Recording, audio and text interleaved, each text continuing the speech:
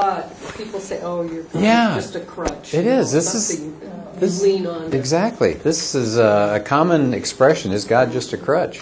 So I thought maybe we could tackle that today. I actually found a picture of a crutch. Seemed highly appropriate. Is God a crutch? And you're right. This is a common complaint leveled against Christians. So I've given about 3 or 4 of these I want you to take a look at here. One is a former governor of Minnesota. He was an action movie star. He was in WWF wrestler. He was a wrestler. Yeah. He had the famous line in one of his movies, "I ain't got time to bleed." That was Jesse Ventura. And then he ran for governor. For some reason, the people of Minnesota are kind of crazies, and they voted this guy into office. Well, he didn't have a high opinion of religion, you can tell. He said organized religion is a sham. It's a fake. And it's a crutch for weak-minded people who need strength in numbers. But he's too tough, right? Beat the chest. I don't need religion, right? That's just for the weak people. That's okay. No problem. Oh, somebody got a hat. Was that yours? Yeah. Okay, you got it back. He's going to get back. We just started, so you didn't miss anything. But we're just talking about people that have made the charge against Christianity. That's just a thing for people who need a crutch, right? They're psychologically weak. So we did Jesse Ventura, but here are some slightly heavier hitters than Jesse Ventura. Sigmund Freud, the father of modern psychology. God is a father figure, right? You just run to him because you want daddy. That's the only reason there's a God, that people think there's a God. They just need a daddy. Karl Marx. Religion is due to a devious imagination of the mind. He called it an opiate of the people. It's just to help them feel better about life because life is so miserable. And so it's something kind of devious that your mind just creates for you. How about Friedrich Nietzsche, great philosopher? Certainly not a Christian, but he forecast so many things about the 20th century. He lived toward the end of the 19th century. And he said the 20th century is going to be the worst as far as war is concerned because we've given up the idea of God. God is dead. Now, he wasn't happy about it, but he's just saying, hey, that's the reality. He said once God is out of the picture, all bets are off. People will do all sorts of hideous things to each other, and he got it right. Well, here's what he said about religion. Weak individuals need it.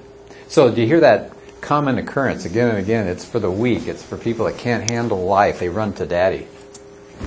But if they're pointing toward Christians and saying, you weak-minded people, you're creating something in your mind because you want it so badly, that finger can be flipped around and pointed toward them, right? It works both ways, which I think is really fascinating. It's not much of an argument against religious people because it can be used against atheists. Let me give you some examples. Thomas Nagel, not a believer. He's an NYU, New York University professor. Here's what he had to say. I want atheism to be true, and I'm made uneasy by the fact that some of the most intelligent and well-informed people I know are religious believers. It isn't just that I don't believe in God and naturally hope there's no God. I don't want there to be a God. I don't want the universe to be like that. How many times do you hear, I want, and I don't want, and I don't want, right? Where is that coming from? It's his mind. That's a psychological projection, isn't it? He says, I don't want this, so therefore, I'll be an atheist, right? He didn't say, I'm going to be an atheist because I think that's where the evidence leads. I've examined it very carefully. It doesn't work, right? There's no such thing as religion. Everyone can be proved false. He doesn't say that. He says, I want this to be true. I want the universe to be like that. And you'd say, why in the world would somebody want a world without a God? What would be the advantage to that? Well, here's another individual who's answered that question. It's Aldous Huxley. You might remember that name. He wrote Brave New World, a hugely popular book at the time. And actually, some of his forecasting, I think, is pretty right on for what's going on today.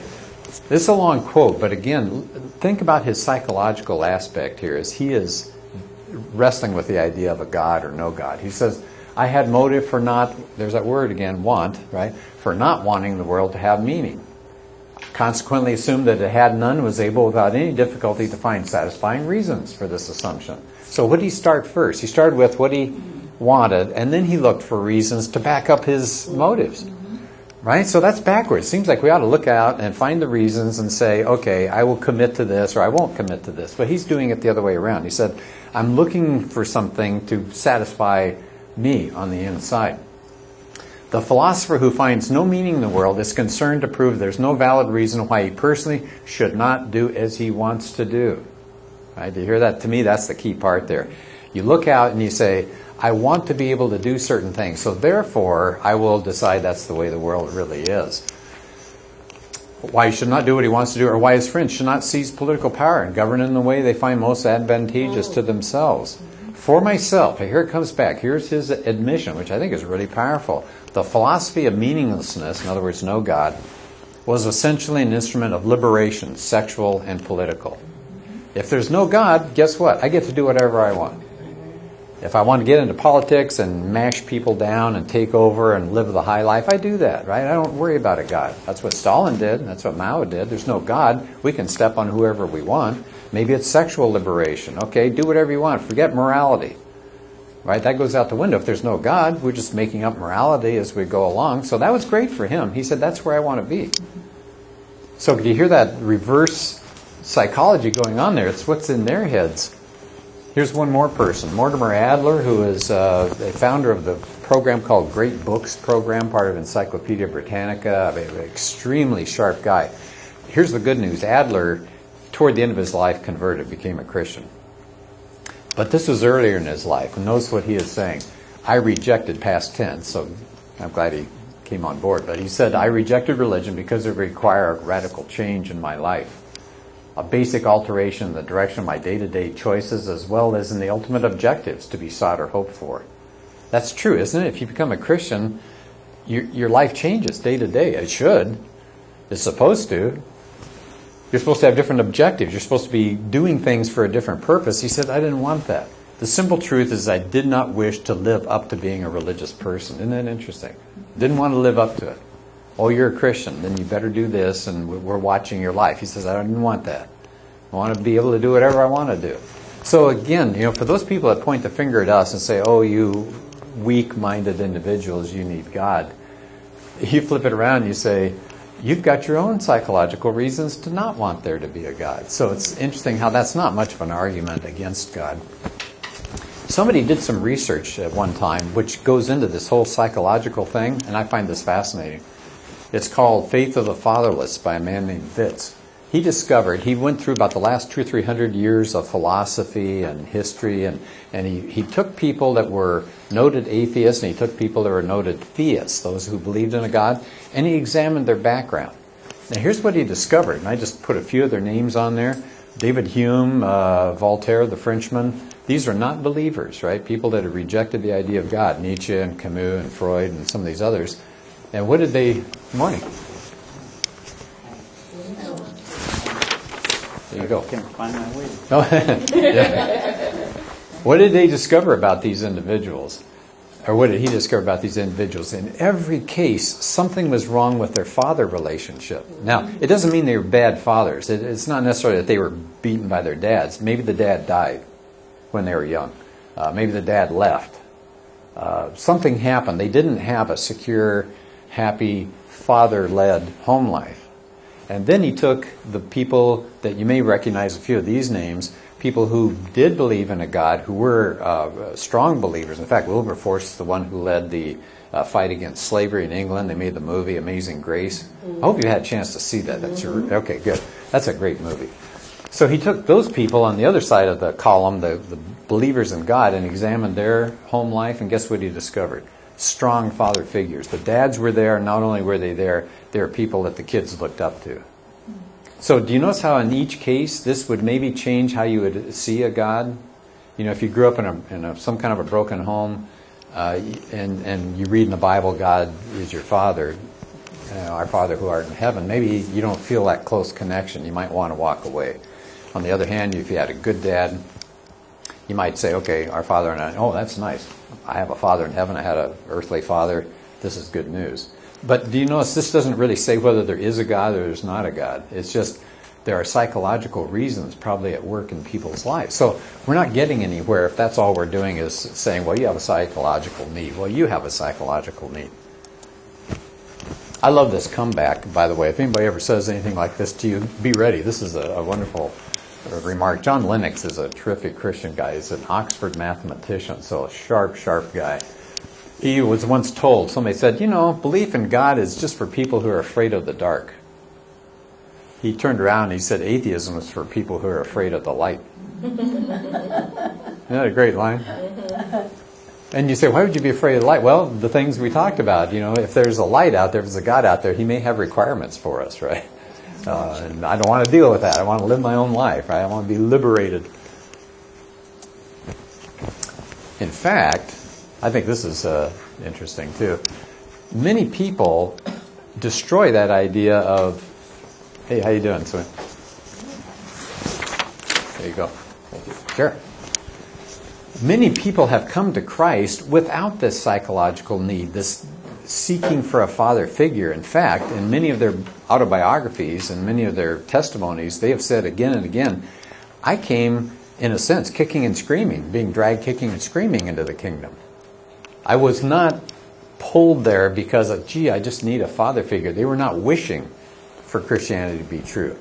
C.S. Lewis, the famous English writer of Mere Christianity and the Chronicles of Narnia and all, he said he was the most miserable convert in all of England when he became a Christian. But he just finally said, I can't do this anymore. It's true. It's for real. I got to quit fighting it. And so he kind of had his head down, but he became a Christian. Alistair McGrath was, again, he's an English philosopher and writer. He was an atheist. He only came to Christianity because he said, I got to. That's where the truth is. Francis Collins was the director of the Human Genome Project, so he's a brilliant doctor. He was not interested in Christianity and finally did some research. He was happy with his life. He was a doctor. He was appreciated, right? He was helping the sick, and people looked up to him, and he thought life was fine. But he finally investigated religions because of a challenge of one of his patients. And then he kind of, he was looking at world religions, got kind of confused by it all, and finally read a book by C.S. Lewis and converted. What I want to do is to show you about a 3 or 4 minute video here of the last person on the list, J. Warner Wallace. He'll probably say a little bit about his life, but Wallace is a cold case homicide detective from the Los Angeles area. So he would take these cases that people hadn't been able to solve for a long, long time, and he'd go out in the field and do a lot of work. Now, he got so good at it, he was featured on Dateline and some other television shows. He never lost a case. Once he got on it, he was a bulldog. And he was so sharp with what he did as a detective that they always convicted the person. So he's got a little story here I want you to hear when he talks about why did he become a Christian. Was he unhappy? Did he need a father figure? No. So let's hope. See if this will work. If not, I've got it on. Okay, so I don't think it's happy.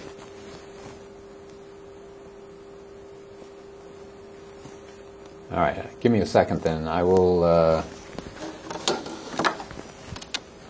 They must not have Wi-Fi over here.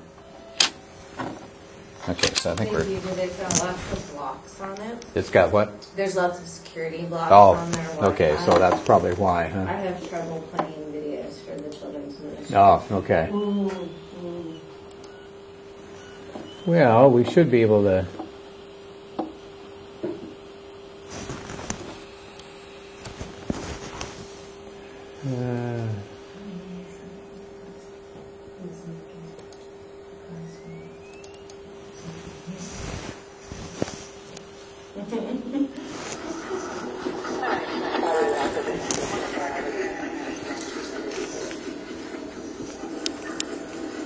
There's no statute of limitations on murder, and the ones that are unsolved go into a cold case file.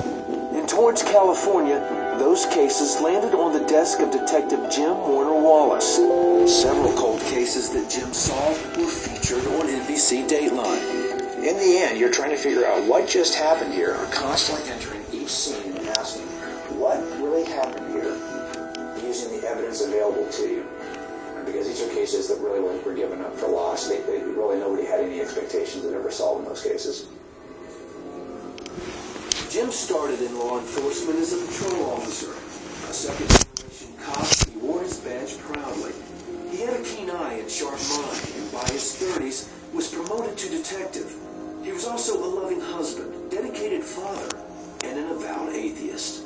I was more than happy with the idea that I would live my life, and when I closed my eyes for the last time, I would be in the dirt.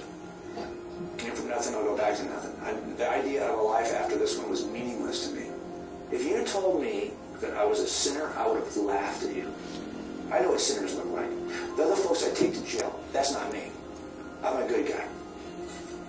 Jim always prided himself in his intellect and openly mocked people of faith, especially Christians. He thought it was a completely unnecessary mythology that I just could not be part of. Reason and observation and scientific exploration would eventually have answers for all the questions that I had about life. There was one friend who kept inviting Jim and his wife Susie to church. Susie wanted to go because she believed in God and felt their children should go to church like she and her family did. I never read the Bible and really didn't have much understanding of what it all really meant. I think I knew the basic tenets of the faith. I was the kind of person who would have been more than happy to go to church with my wife, as long as I could go as an atheist. The pastor was able to communicate a message that was really geared for the kind of selfish, self-focused atheist that I was, in the sense that he was able to interest me in Jesus as a smart guy. Jim was intrigued, so he bought a $6 Bible. I wasn't about to spend any more than $6 on this. I was looking for the revelation. You want to see what Jesus has to say. If he's got some wisdom to share, let's hear it. Jim put his training as a detective to work and pored over the Gospels. He discovered something that in his line of work was critical to any investigation: eyewitness accounts. If you have multiple eyewitnesses who see the same event, they never tell you the same story, but they do tell you a story that can be seen together like a puzzle. I was seeing these characteristics in the Gospels, and I thought, wow, in some aspects, I think this stuff feels and looks a lot like eyewitness testimony. And so I was willing to take a step with it and start to examine it as an eyewitness account to see if it would hold up. This was intriguing to me because it was a claim not just about some wisdom from the ancient past, but a claim about an event that either occurred or didn't occur in the ancient past, and that was something I could test. Jim also looked into the writings of other ancient historians to verify the accounts he found in the Bible. So I think as I went through that process of digging, looking at language, looking at the template that I used to evaluate eyewitnesses, I became more comfortable and more confident that those were accurate, reliable eyewitness accounts. We were both learning so much at the same time. When Jim's atheism couldn't stand in the light of the evidence, he was faced with one question: why do we need a Savior? To answer that question, Jim had to admit that his pride was keeping him from accepting the truth about Jesus. It wasn't that there wasn't enough evidence. It was all about realizing I'm not God, and realizing that, man, I'm a mess. And there's a lot about my life that I would like to change, a lot that I'm not proud of, a lot that I need forgiveness for.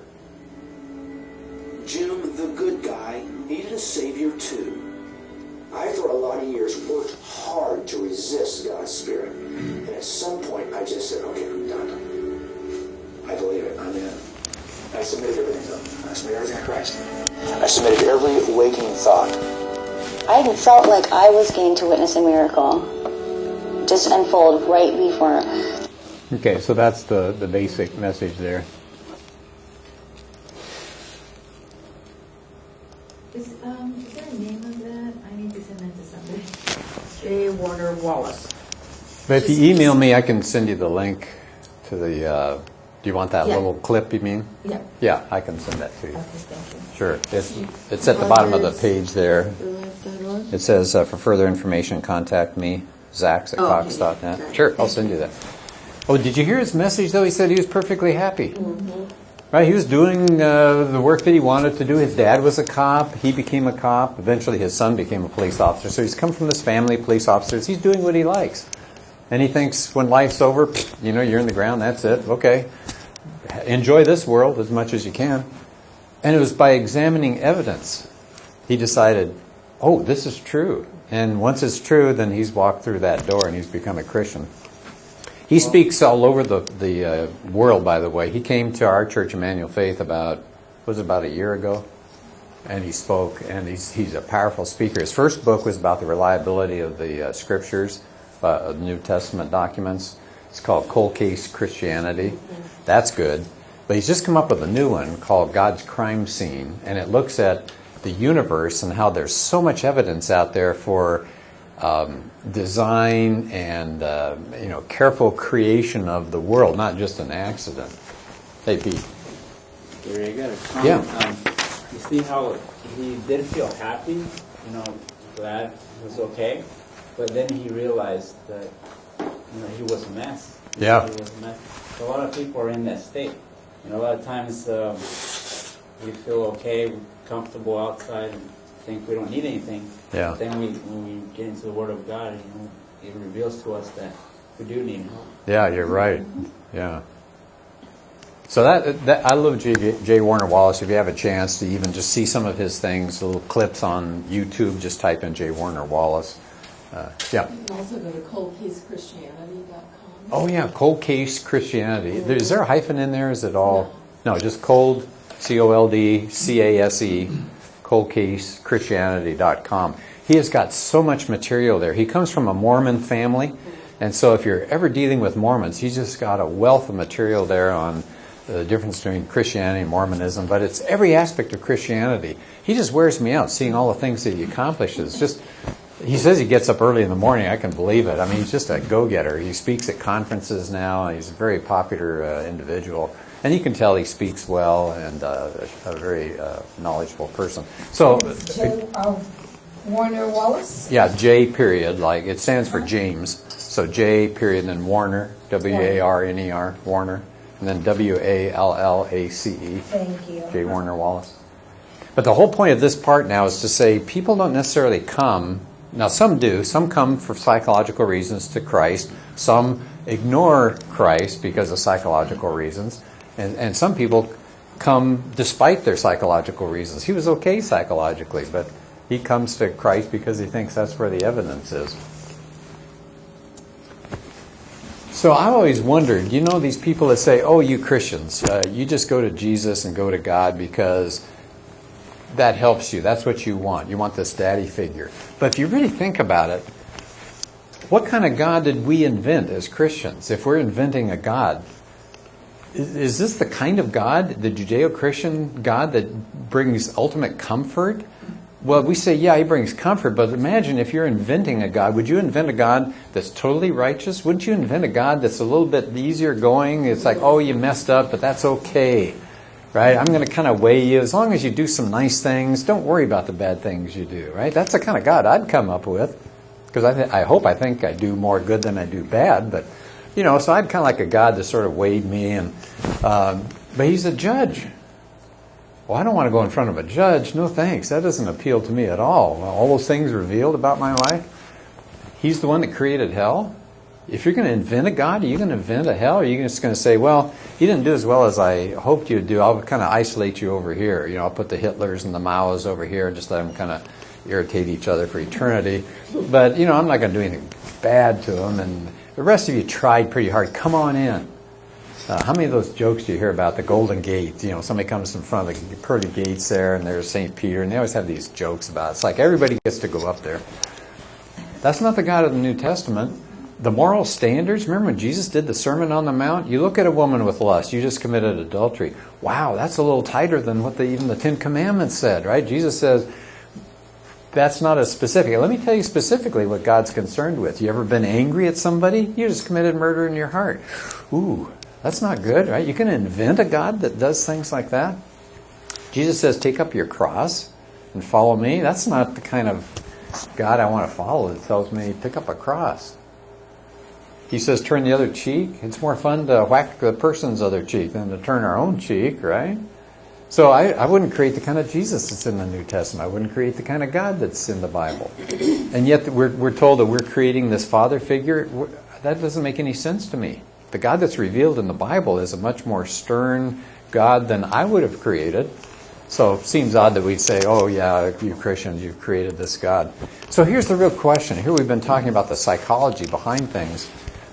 okay, Christ is a crutch for us. But the question is, are we lame? Right? So Christ is this crutch.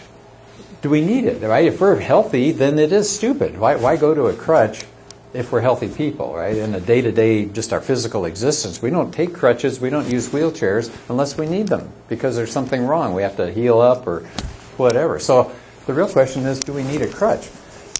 And this is where I'd like to spend the last part of the class. I would suggest, and I hope you agree with me, we're all lame. In some sense, not necessarily physically. But how about this list? And you can probably think of 20 other things we could put on it. We all have feelings of inadequacy, right? Because even if we don't look at the Bible or don't look at a holy book, we have our own standards. And we don't live up to our own standards. We mess up all the time. We say, well, at least I'm not a Hitler. Okay, you're not a Hitler. But you have your own standards of what you think's right and wrong. And every day you go, why did I do that? I just messed up whatever my standard was. We have guilt feelings, right? We say, well, okay, we screwed up. I don't feel so good about what I did. We have self-destructive tendencies, don't we? Hang out with the wrong people and just do stupid things to ourselves. We're full of pride. We're antagonistic towards others. A lot of envy. It's all self-centeredness. Isn't that what Jim Wallace was talking about? It was all about him, and as he read the Bible, he realized, oh, I've been living just for my life. That's not so good.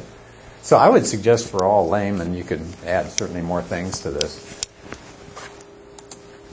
So the question, I think the big question is, somebody throws that crutch issue at you, just say, well, I think we all need crutches. Here's the question, can your crutch hold you?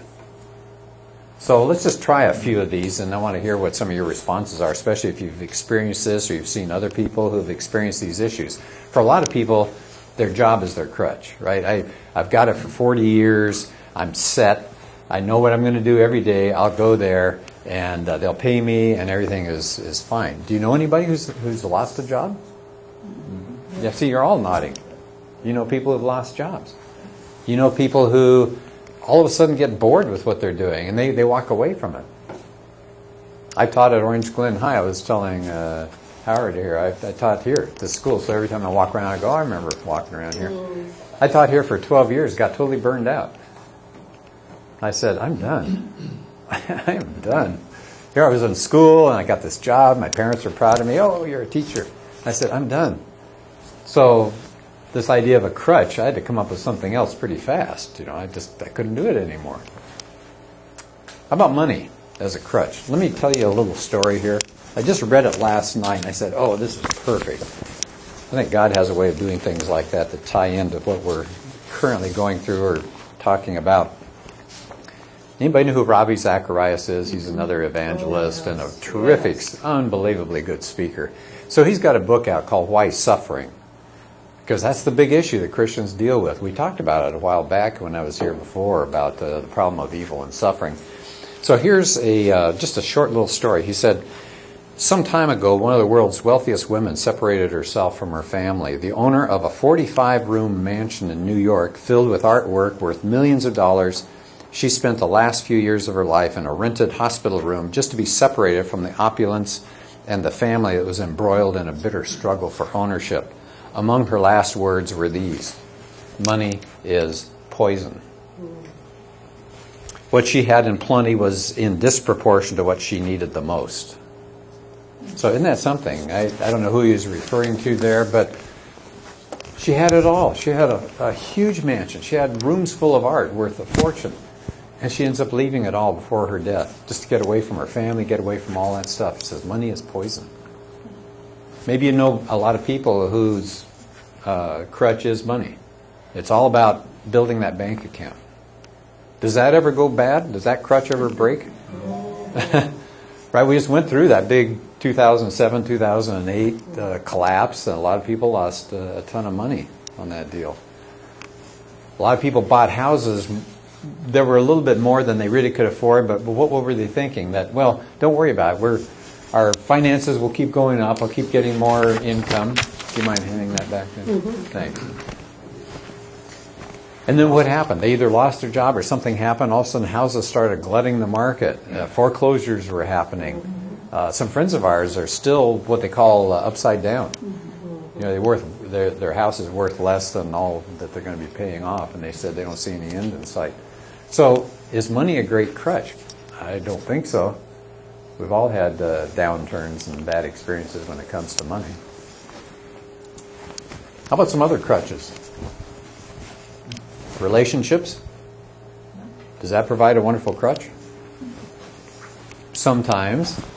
Lifelong, it would be nice. But what's the divorce rate in this country? Around 50%? People entered this saying, that's going to be my crutch, right? That other person will always be there for me. Not necessarily. Sometimes it's death, sometimes, other things happen, but we don't always get 30, 40, 50, 60 years with somebody. Relationships come and relationships go. You remember when you were in high school and you signed things like best friends forever? So you're laughing. Because you probably haven't seen those people in 30 years or 40 years. Not everybody goes to reunions and reacquaints. And if you do, sometimes you're sorry you went. They're different, they've changed. Life's made some maybe improvements or differences in their life. So relationships, not always a great crutch. How about status? I just picked a picture of people who apparently are bigwigs at their school. They're wearing their fancy gowns and stuff. Does the status of people sometimes change in life? The ones you looked up to, not so much anymore, or vice versa? I always think of high school again for some reason. When you're in high school, some of the goofy, nerdy outcasts, and you say, I don't want anything to do with them, and later on, they've done very well for themselves, right? The status changes. Then you got the jocks and the most popular kids. And I remember years ago, I ran into a guy from high school. And I hadn't seen him in years. He was really funny in high school. I thought, this is going to be great. I'm going to hang out with him and all. And he was real down. And it was like 5 minutes into that, I said, okay, I think we're done here. So I looked up to him. I thought he was a really neat guy. It was kind of like life had smashed him down just in a few years. So status can change, can it? Yeah. Isn't that like the saying? Be nice to a nerd because you may work for him. Yeah. Well, look, Steve Jobs never finished college, and Gates I don't think, finished college, right? So, yeah, so big deal, huh? The guy that did the Dell computer never finished college. No, that's true. Michael Dell. Wasn't he doing it as part of a college project or something, working on computers? Yeah. How about health? Right? When you're younger, you'll always be in good health. That's a good crutch to have. I'll be fine, right? I'm physically fit. Okay, I used to love running. And my back says, no, not anymore. So I got to think of something else, because that gave me that was my crutch, right? I would go out and kind of burn off some energy and felt really good doing that. So now I got to think of other things to do. So I'm more sedentary than I used to be. But people like that, right? Who've built their lives around the physical fitness, and they've been able to accomplish anything physically they wanted to do, and then things come into their lives. So we don't know, right? You can't tell that that's going to be there forever. I thought I was going to run till I was 80, 85, because I'd see some of these old guys, spry guys out running on the streets. I thought, great. But it's a hard thing on your back when you're pounding along the pavement. How about education? We've kind of touched on that already, but is education a crutch that we can always depend on?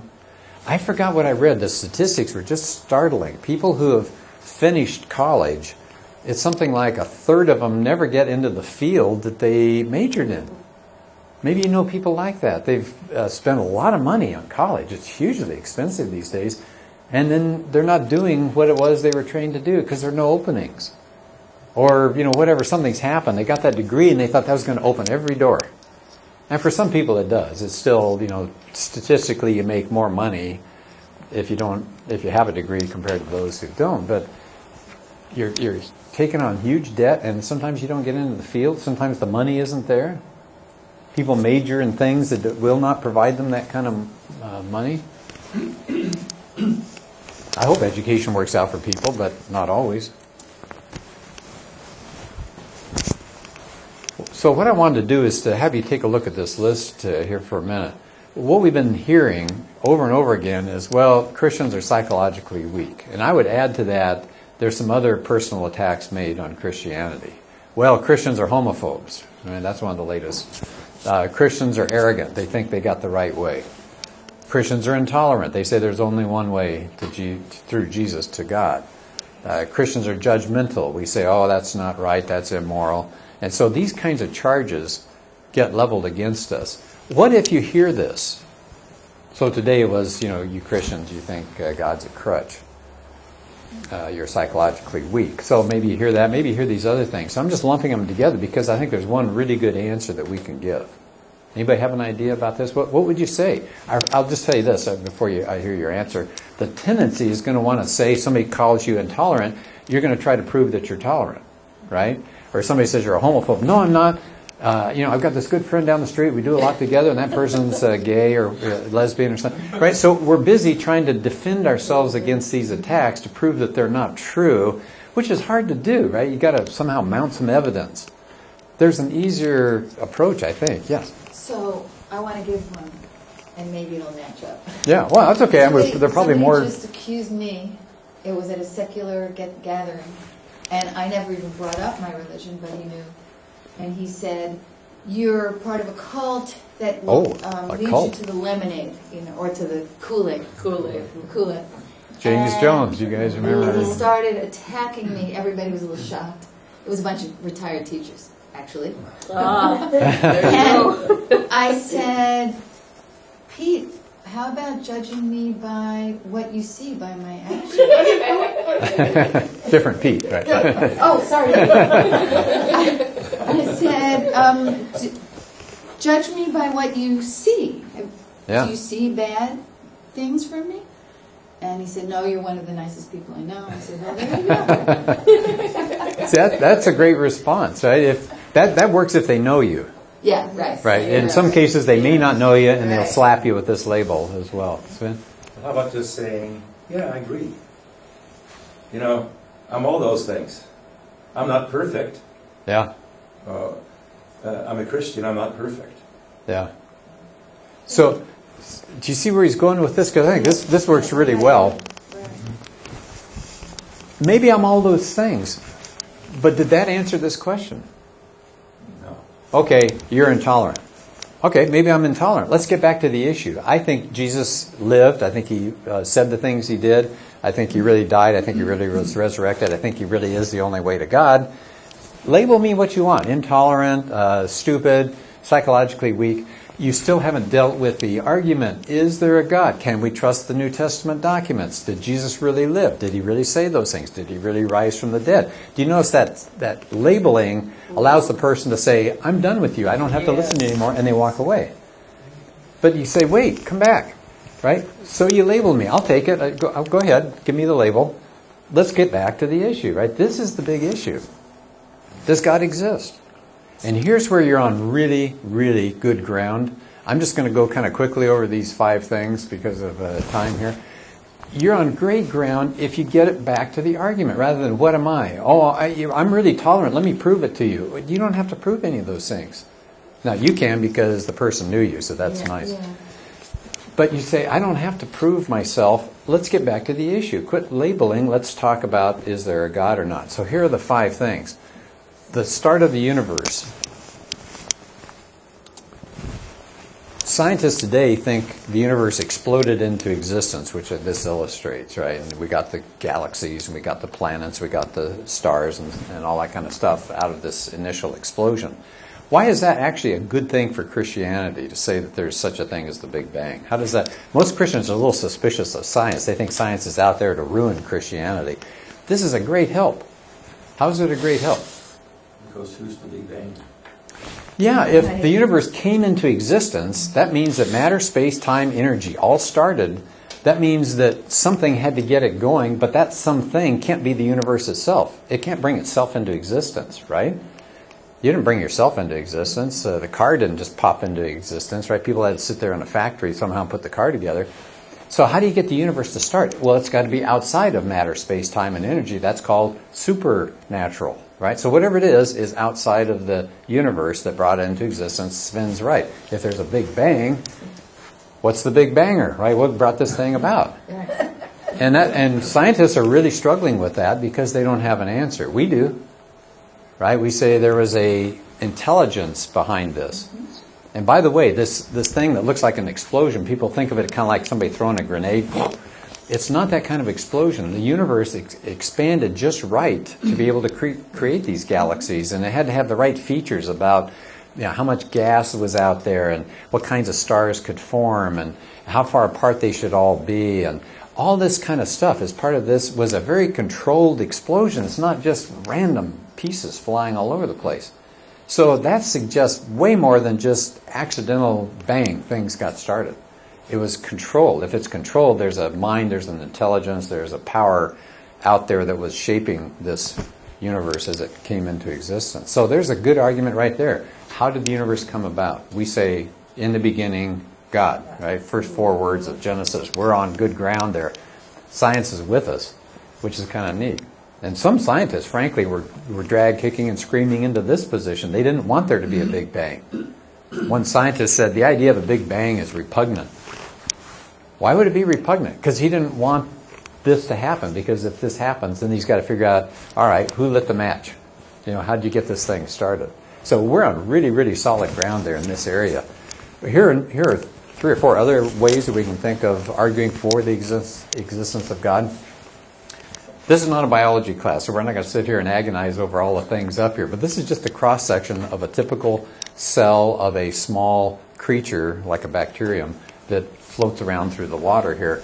It's got, and they cut it off because they didn't have enough space, but many of the bacterium have these little whip-like things that spin them through the water, almost like an outboard motor.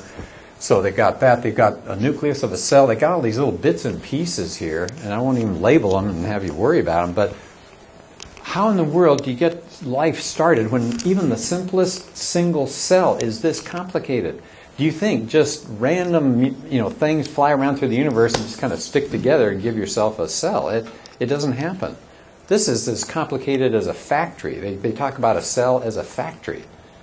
What's going on inside there? All sorts of little things to keep that factory functioning. They've got little highways that are created. They've got little creatures that move things back and forth. They get rid of things they don't want. They're producing new things, and it can replicate itself. I don't know any Toyota factory that can replicate itself, right? We're not smart enough to do that. So all of this stuff leads you to think, good heavens, if it's that complicated, how can you get life? So they're having 2 problems, right? First of all, the scientists can't figure out how you get the universe started. Then once you get the universe and you get the Earth, how do you get life going on the Earth? They're discovering life happened really early. After the Earth was just about ready to have life, boom, life was there. And they don't understand it. How can you get life started that fast? You don't have enough time for random processes to happen. It happened too quickly. There's something called the Cambrian explosion. I don't know if you heard about that, but it's all of a sudden a whole new layer of animal life appears. Suddenly, in the snap of a finger, it's there. How does that happen? That's not the slow process that you need for evolution. So we got 2 things on our side. If we're going to talk to people about, do we really think there's a God? How about the beginning of the universe? How about the beginning of life? Here's a third one. How about the design of life? I already showed you the cell. So if you took the cell, right, you got the cell here, and you go inside the nucleus, and you pull it apart, and you see these kind of funky little strings that look all wound up. That's chromosomes. If you took the chromosomes, apparently there are about 6 feet of them, inside of each cell. And then if you take that chromosome and you look at it closely, it wasn't until the 1950s or so that they discovered it has this called a double helix structure. It looks like a ladder, but you've twisted it. And inside the ladder are these chemical compounds. You notice they're using different colors to represent. They're not the same thing, and they come in a sequence. And you know what this is? If you pull it apart and read it, it's a computer language. So you've got language inside these cells. In other words, what this is basically saying is, if you take enough of these and string them together, you can make brown hair. Then the next part of it, if you string these together, you'll make blue eyes. You string the next part of these together, you get a kidney. You string the next part of these together, because you got 6 feet of it, right? And so you're reading the information. As you read this information, it tells you what to build. It's a blueprint. Now, I don't know about you, but blueprints in my book always come from engineers and designers, right? How else do you get computer language? It's coders, right? People that code these things. Bill Gates, does he know something about computers? Bill Gates said DNA is the most complex computer code ever? Bill Gates. Does it mean he's a believer? Probably not. But he recognizes this is information, right? This is language. And this is coming out of every cell that we have. Well, how does that happen? How do you get this kind of specificity out of a random process? There's design, right? That is careful designing to create information that'll give you a form of life, whatever it is, a giraffe, a person, a amoeba. Pete? When I read the Intelligent Design book, and I'm trying to remember something, but there seemed like there was something about Darwin's DNA. Black Box by any chance? Darwin's Black Box? Well, No? I don't know about Darwin's Black Box, but It was a book on it. It was Intelligent Design. That's Okay. the name of the book. It was Josh McDowell's son. Oh, yeah, Sean did one. Sean That's McDowell. right.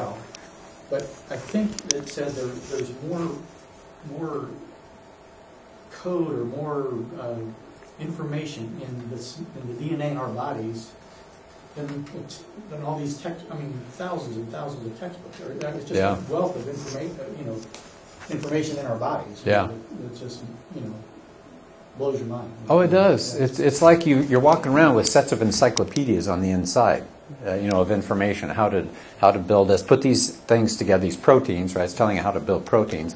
Put these proteins together and you'll get X. Put another set of proteins together, you get something else. And this is going on inside the cell. If you want to see a representation of how it actually gets carried out, there's a really good DVD called Unlocking the Mystery of Life by a company called Illustra, I-L-L-U-S-T-R-A, Illustra Media.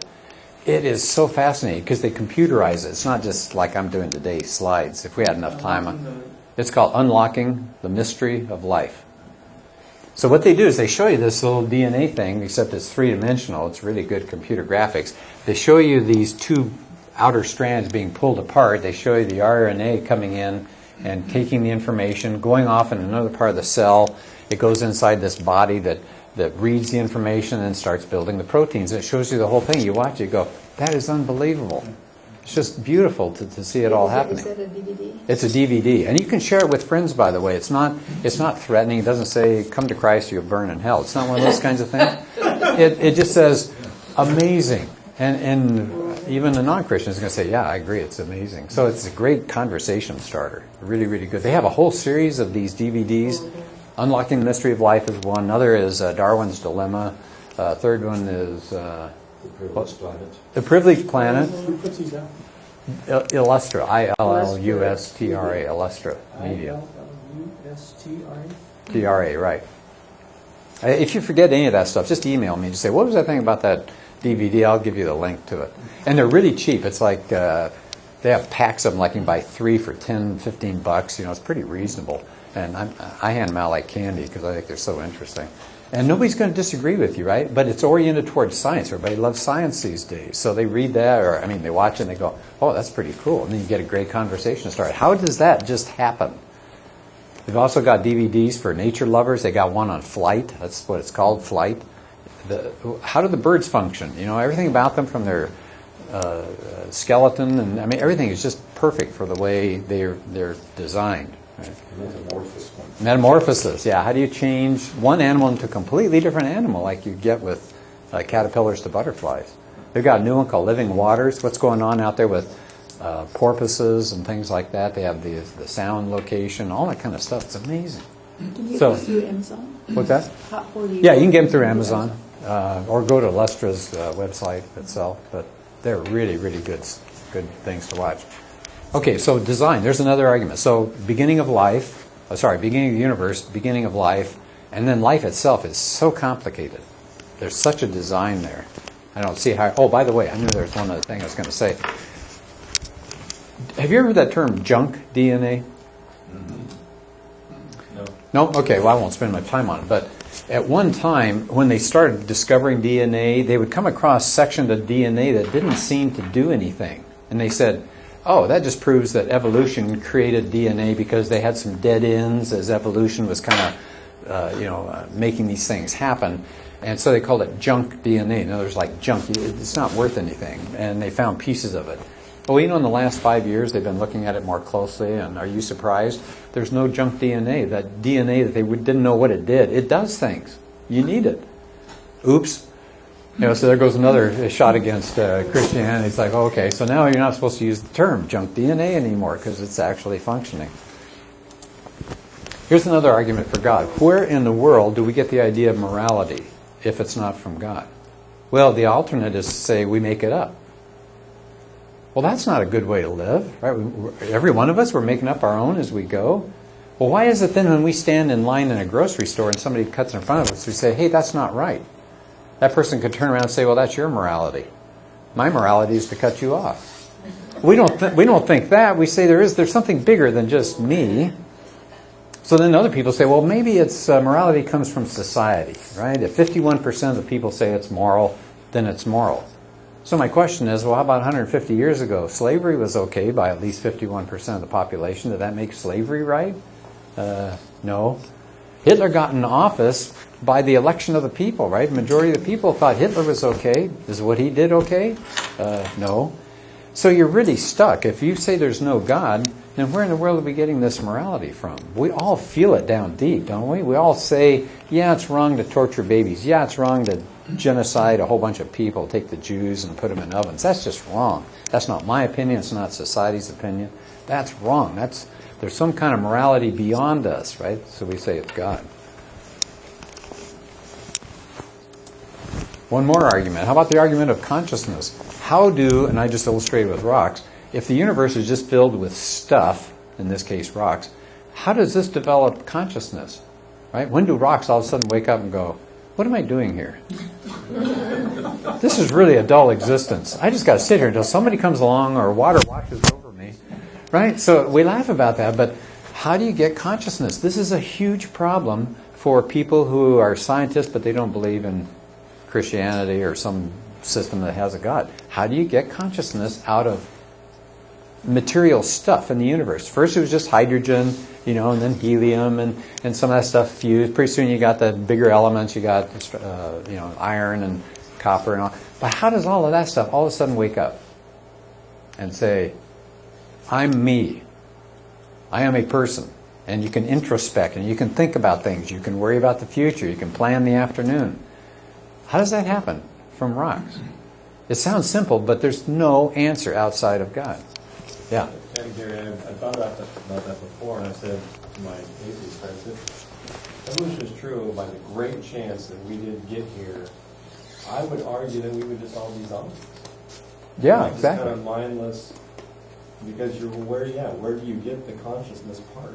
Yeah. Where did that grow out of evolution? Yeah. It's the old argument, are we just a brain or are we a mind? Right? If we're just a brain and a bunch of neurons are firing and the chemicals are washing over us, we have no free will. Right? But if we have a consciousness, if we're aware, if we're actually a mind inside there, we can decide to do or not to do certain things. That gives us free will. So if you want to say, well, we're just all basically meat, right? We're just chunks of organic material, you've given up a lot as a human being. Right? You're really no different than a rock, except you can walk around. Even your thoughts, you didn't really think of that stuff. It's just the chemicals firing. So these are hugely good arguments, I think, for the existence of God. So what's the key point here? People can have psychological reasons for beliefs. Yeah, we've talked about that before. They can have psychological reasons why they reject God. They can have psychological reasons why they would accept a God. What we need to do is to see, are those beliefs rational? Do they make sense? So let me end here on, you know what, maybe I won't. I'll come back and we'll do it again. Or tell me and I will, send me a note and I will get you a link to this. But it's a guy I like a lot, Greg Kokel, who has also come to Emmanuel Faith. He's a really good apologist. And he talks about this whole issue. And I want to give him credit because much of what I've been doing today I learned from Greg Kokel, and I thought, well, this would be appropriate, because he talks about the same issue about this psychological crutch, but I don't want to run you over here. So, anybody have a question? I went past a lot of material again today. Dave? Just another thing, going back to those questions, statements, Christians are judgmental and intolerant. I've found over time that those people are just as intolerant. Or more so. Yeah. It's almost like they've kind of turned it around to, I mean, this has been over the course of about 30 years, it seems like, but let's diffuse Christianity so that we can bring our own intolerant and judgmental views to the scene. Oh, exactly. Yeah. Do you feel that too? Oh, yeah. There was a really good article that you sent out a few years ago as part of your apologetics group called The Intolerance of Tolerance. Mm-hmm. And that speaks exactly to that point. It's such an interesting article. It's a real quick way to diffuse that kind of argument when they say, well, Christians are so judgmental. What did they just do? They judged Christians. Mm-hmm. In fact, I had, I don't know if I told you this story before, I had a friend that said he went to work one day, this is years ago, and he was doing his thing, and this other coworker comes in real flustered and upset and says, I hate intolerant people. And he said he bit his tongue, but he wanted to say, gosh, that sounds intolerant, you know. But, I mean, people are not even aware of these things. They're self-destructing by making those kinds of comments, right? Their comment is just absolutely opposite from what they're saying. So, yeah, the intolerance thing, I would suggest the people that are the ones that want to shut us up are the ones being intolerant. So we'll see. Well, I mean, take a look at the whole same-sex marriage thing. I know that heads us off in a different direction, but what are they doing? They're going to bakers, for example, and saying, bake me a cake that celebrates my gayness, and the baker says, no, but I'll tell you some other good bakers you can go to. No, they want to come down and crash land on that baker and sue them and take them out of business. Well, where's the tolerance there? Just say, okay, I'll get somebody else to do it. You don't get my money. Fine. But they don't do that, right? They want to hurt people that disagree with them. Right. So there's not this open-mindedness that they talk. The new bully on the block. It is, yeah. That's a good way to say it. That's a good way to say it. That's why they're working so hard all the time to try to get judges to come on their side, because then they can rule from a small, 9-person court to change everybody's opinion. And the tolerance issue is one way they do it. They talk about, let's all be tolerant until they're in power. And then it disappears. Okay. Well, let me close, and then I gave you a note, by the way, at the bottom here. You can contact me at zax@cox.net. You can read a book called Faith is Not Wishing by Greg Kokel. He has a chapter devoted. It's like 10 real short chapters to read. One of the chapters is God a Crutch. But a lot of good chapters in there. And then there's Sean McDowell again. He wrote a book with another guy called Is God Just a Human Invention? And he deals with this crutch idea as well. So thank you all for coming. And